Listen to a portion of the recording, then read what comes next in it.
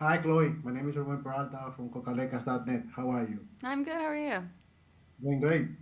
Uh, Reading something online about your opinion or your questions about your film, uh, you mentioned that a lot of the things that happened, it happened to you in your personal Mhm. life. Mhm. Writing and directing this film, it just brought you back to some memories, or is a process of cleaning things from the past?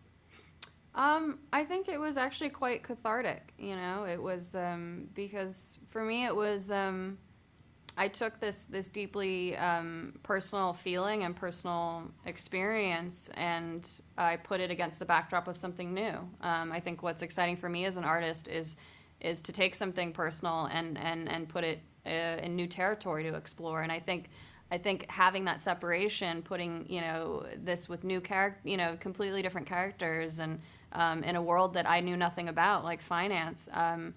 I think that allowed for an objective and a cathartic process. So I mean, yeah, certain moments I would say brought me back, but ultimately it felt like kind of letting go, and opening up about it, and on some things that I felt quite silenced by in my personal experiences. You have directed some episode of In Billions and Suits and Borders, and something that I noticed is this gender role interactions, and I Hmm. also see it, of course, in in your movie. Hmm. It working on TV and creating this stuff help you to find inspiration, or why do you choose the financial environment Hmm. to tell the story? Because I'm assuming because your experience from the past on TV. Well, I would say I've always been interested in high stakes nature, but I would say it goes much earlier. It goes to growing up with films like Working Girl and Wall Street, and some of those more classic films of the '80s and '90s. My experience in TV, I would say, it really had nothing to do with the specific inspiration for this film. The core inspiration was my personal experiences and my relationships. Um, but I will say that directing television was incredibly invaluable because I felt like it was boot camp.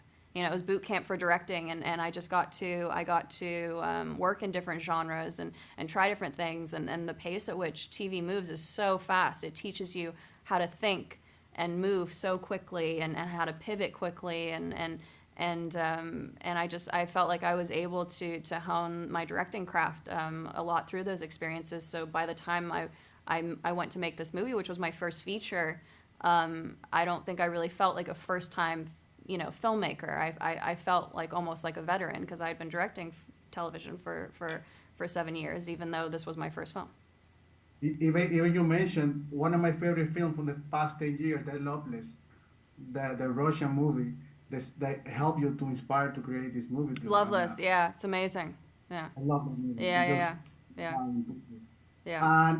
and how was that conversation with Alden and to create this character? Because at the end, I feel like he's kind of the villain, Mhm. but kind of find also the excuse for his reaction at the end. Mhm. But it's hard to choose his side when someone was trying to help him. Also, he just Mhm. don't wanted to be helped. And Yes. how about that conversation with him to Mhm. respect that balance between being the villain or Yes. being the hurt person on the movie because he was hurt. Yeah, no, absolutely. And I think that I didn't set out to make anything where it was like you have a stereotypical villain and you have a stereotypical victim, because that's not interesting to me. They're both human beings and they're both capable of good things and ugly things. But I really, talking to Alden, we really, we both never judged the character, because you can't judge a character if you're going to play him. You can, you have to find some level of empathy to understand what he's going through, even if you don't like what he does.